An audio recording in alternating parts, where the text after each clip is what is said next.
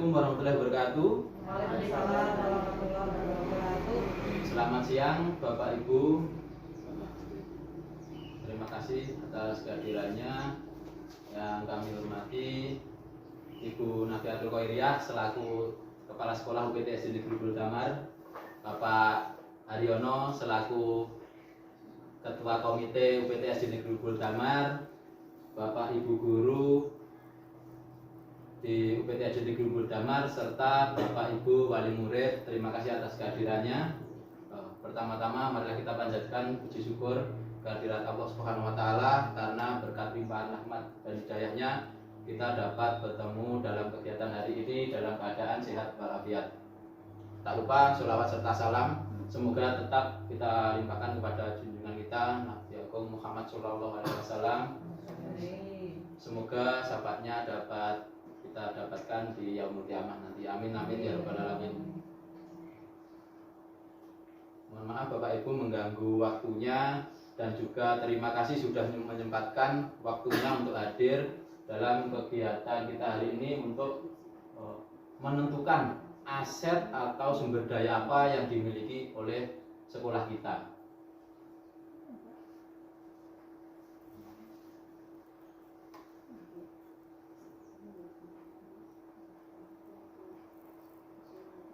Sekolah sebagai ekosistem, di mana sekolah sebagai ekosistem adalah sebuah bentuk interaksi antara faktor biotik, unsur yang hidup, dan antibiotik atau unsur yang tidak hidup. Kedua unsur ini saling interaksi satu sama lainnya sehingga mampu menciptakan hubungan yang selaras dan harmonis. Dalam ekosistem sekolah, faktor-faktor biotik akan saling mempengaruhi dan membutuhkan keterlibatan aktif satu sama lainnya. Faktor-faktor biotik dan antibiotik yang ada dalam ekosistem sekolah diantaranya juga ada abiotiknya. Yang pertama adalah keuangan. Nah, di sini seperti lembaga kita, sumber keuangannya dari dana bos yang utama, dan juga mungkin kita bisa menarik dari beberapa sumbangan atau hibah dari komite atau paguyuban wali murid untuk sebagai tambahan, karena sekolah kita termasuk sekolah yang jumlah siswanya sedikit, otomatis jumlah pendapatan dari dana bos juga sedikit. Selain dari dana bos dan juga dari paguyuban, kira-kira ada apa lagi yang bisa kita jaring untuk sumber keuangan sebagai aset di lembaga kita?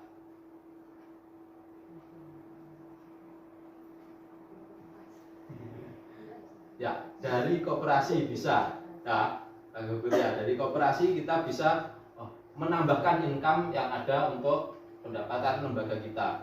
Juga mungkin nanti kita coba dari alumni. Siapa tahu dari alumni yang sudah puluhan tahun misalkan lulus dari lembaga kita itu memiliki kondisi ekonomi yang lebih, ingin sedekah atau menyumbangkan sebagian hartanya untuk kepentingan sekolah kita. Semoga saja ada di antara alumni nanti yang bisa menjadi donatur lah istilahnya. Kemudian yang kedua adalah sarana prasarana. Alhamdulillah di lembaga kita ada kelasnya 6 lengkap. Kemudian juga perpustakaan kita punya. Kemudian lagi kamar mandi walaupun jumlahnya masih terbatas, dan juga ruang guru dan juga kepala sekolah. Kira-kira apalagi yang perlu kita tingkatkan dari segi sarana prasarana?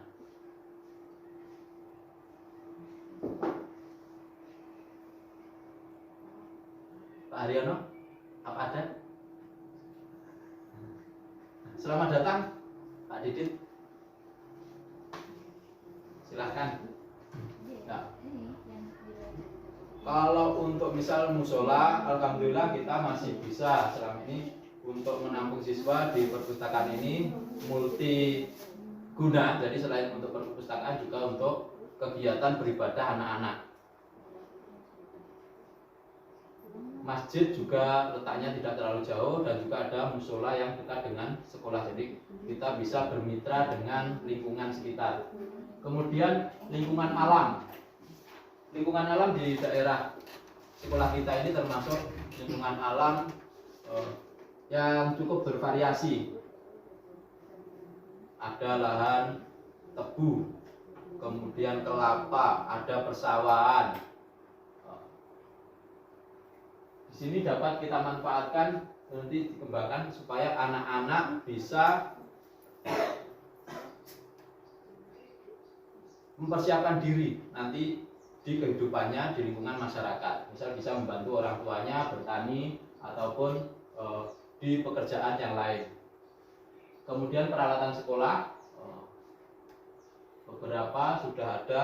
Alhamdulillah IT kita sudah, laptop memiliki beberapa dan juga LCD, tetapi memang jumlahnya yang terbatas sehingga kalau untuk pembelajaran sehari-hari harus bergantian. Kemudian transportasi karena lembaga kita termasuk tidak di jalan raya atau jalan umum yang besar, sehingga lalu lalang kendaraan besar tidak terlalu banyak. Jadi anak-anak masih aman bersepeda dari rumah ke sekolah. Kemudian yang kedua adalah komponen biotik. Murid kita memang jumlahnya masih cenderung sedikit, tetapi alhamdulillah kita syukuri karena masih ada beberapa lembaga yang jumlah siswanya itu lebih sedikit daripada di lembaga kita. Tetapi dengan jumlah siswa yang sedikit ini bukan hanya merupakan suatu hal yang negatif, tetapi juga bisa kita manfaatkan menjadi hal yang positif. Karena apa? Dengan jumlah siswa yang sedikit ini, otomatis perhatian kita terhadap siswa akan lebih banyak atau lebih besar. Waktu kita untuk membimbing siswa akan lebih intens. Nah, dibandingkan misal satu guru mengampu 32 siswa, maka perhatian gurunya akan terpecah-pecah, nggak bisa maksimal. Tetapi kalau dengan jumlah siswa misalnya 10, otomatis akan lebih fokus atau lebih berpihak kepada kebutuhan murid. Kemudian selanjutnya kepala sekolah, alhamdulillah kepala sekolah kita masih muda, masih energik, IT juga mahir dan lain-lain. Kemudian PTK untuk jumlah guru dan juga tenaga kependidikan di lembaga kita sudah termasuk lengkap. Dengan jumlah guru kelas 6 sudah terpenuhi, walaupun 2 diantaranya masih di GTT. Semoga kedepannya dapat segera diangkat menjadi ASN. Dan juga penjaga sekolah ada, guru agama, guru olahraga lengkap. Kemudian orang tua. Di sini orang tua yang menjadi wali murid di lembaga kita memang cukup bervariasi. Ada yang ekonominya mampu, menengah, dan juga kurang. Tetapi ini juga bisa kita jadikan aset di lembaga kita, karena dengan kondisi yang bermacam-macam ini menjadi ragam yang bisa meningkatkan bagi semuanya. Yang terakhir adalah masyarakat. Alhamdulillah masyarakat di daerah lembaga kita ini cukup mendukung dengan adanya program-program yang ada di sekolah. Dan terima kasih ini Pak Haryono sekali aku komite juga sebagai tokoh yang ada di masyarakat.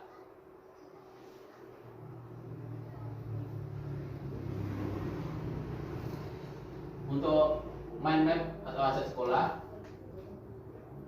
itu diantaranya tadi yang sudah ada. Kira-kira nanti ada apa lagi, nanti bisa dituliskan, kita bahas bersama-sama. Atau kalau dalam waktu ini tidak mencukupi, nanti di kemudian hari akan terus kita komunikasikan supaya nanti kedepannya lembaga kita akan lebih baik lagi. Untuk modal manusia, alhamdulillah PTK 90% sudah S1. dan satu diantaranya memang masih lulusan SMA karena sebagai penjaga sekolah itu bukan menjadi masalah dalam pendidikan di lembaga kita. Kemudian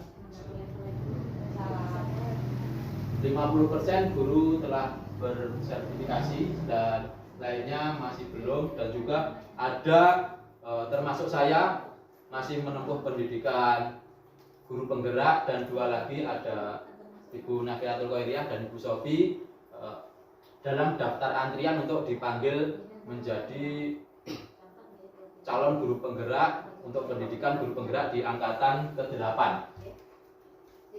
Kemudian Pak Komite kita dan juga alumni, alhamdulillah Pak Komite juga merupakan sebagai tokoh masyarakat yang ada di lingkungan sekitar sini, juga sebagai guru walaupun di luar kecamatan kita. Kemudian modal sosial, masyarakat yang beragam dan juga beragama. Kemudian memiliki sarana prasarana seperti lapangan, alhamdulillah tidak terlalu jauh dari lembaga kita, dan juga tempat-tempat ibadah. Kemudian modal politik, status sekolah yang negeri ini merupakan modal yang cukup bagus. Kemudian terdapat beberapa SMP dan MTS di sekitar lembaga kita. Yang terdekat ada MTS 11, kemudian MTS Sunan Kalijogo, ada SMP Negeri 1 Binangun, dan juga tidak terlalu jauh dari SMP Negeri 1 Kesamben. Kemudian memiliki kerjasama yang baik dengan Puskesmas, Polsek, Koramil.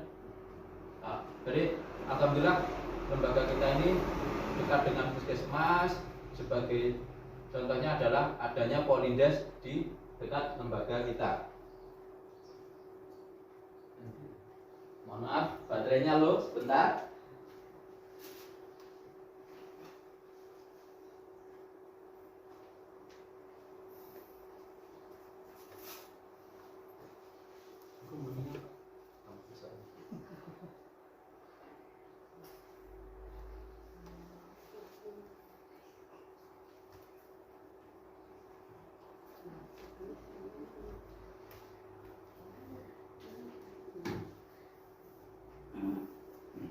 Dengan adanya Polindes dan juga kerjasama yang baik dengan Puskesmas, kegiatan-kegiatan yang sudah kita lakukan diantaranya apabila ada vaksinasi, kemudian imunisasi, juga misal ada siswa yang tidak sengaja jatuh, itu kita cepat mendapatkan pertolongan dari pihak Polindes karena letaknya dekat. Kemudian juga letak yang dekat dari kantor desa. Alhamdulillah salah satu dari wali murid juga ada yang menjadi perangkat desa. Jadi itu merupakan aset di mana kita dapat berkolaborasi dan bermitra. Kemudian lagi letak sekolah yang satu lokasi dengan TK. Ini merupakan modal utama bagi kita karena untuk siswa ini dari beberapa tahun kemarin alhamdulillah lebih dari 70% dari TK itu masuk ke lembaga kita. Memang ada beberapa yang tidak masuk ke lembaga kita karena lokasi rumahnya itu domisilinya memang bukan dari desa sini atau sekitar sini. Jadi itu bukan menjadi kendala yang besar, tetapi harapannya nanti kalau TK-nya di sini otomatis kalau kita menampilkan sesuatu yang bagus untuk menunjang pendidikan yang ada di lembaga kita, nanti harapannya 100% dari TK PKK Umbul Damar ini akan masuk ke UPTS di Negeri Umbul Damar. Kemudian ada letak sekolah yang dekat dengan anggota DPR. Nah, seperti yang sudah kita laksanakan, kita bermitra dengan anggota DPR. Kalau ada masalah yang besar seperti dulu pada saat salah satu kelas itu terkena gempa, Pak Didit bersama Pak Tommy sudah sowan ke DPR, kemudian ditindaklanjuti dan alhamdulillah kita mendapatkan bantuan rehab berat melalui dana alokasi umum di Dinas Pendidikan Kabupaten Blitar. Untuk modal fisik tadi sudah, gedung utama, ruang kepala sekolah, ruang guru, dan ruang kelas yang lengkap. Juga kita memiliki sumur yang ini menjadi modal utama bagi kita dalam mensukseskan proyek penguatan profil pelajar Pancasila di 2 semester ini adalah menanam sayur-sayuran. Jadi tidak perlu lagi kesulitan untuk mencari air kemana-mana, air kita sudah melimpah.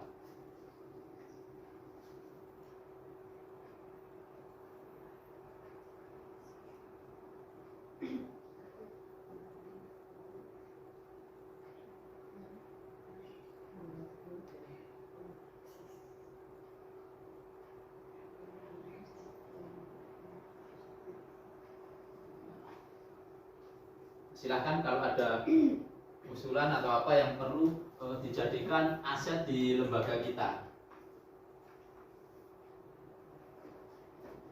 atau program apa yang perlu nanti dimasukkan supaya nanti bisa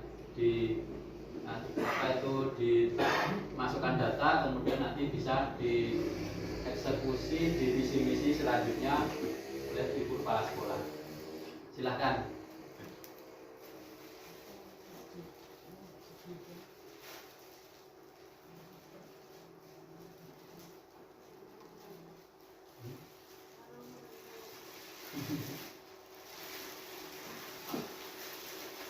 Silakan, kalau malu-malu dia bisa ketik WhatsApp ke WhatsApp saya.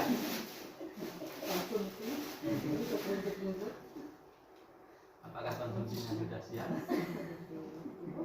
Atau perlu saya bilang ke Bupin untuk sisa sotonya bisa saya ambil apa tidak? Keloro Bang.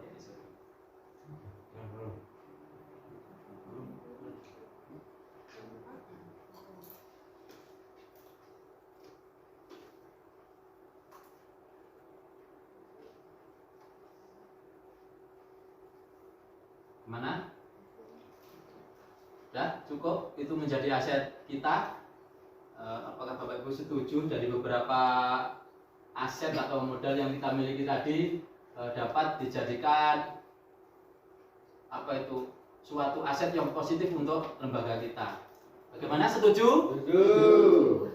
Terima kasih.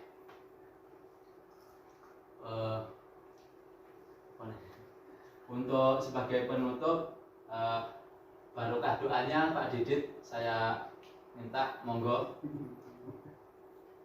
Silakan Pak Haryono. Nggih, ada Pak Haryono. Silakan Pak Har, barokah doanya.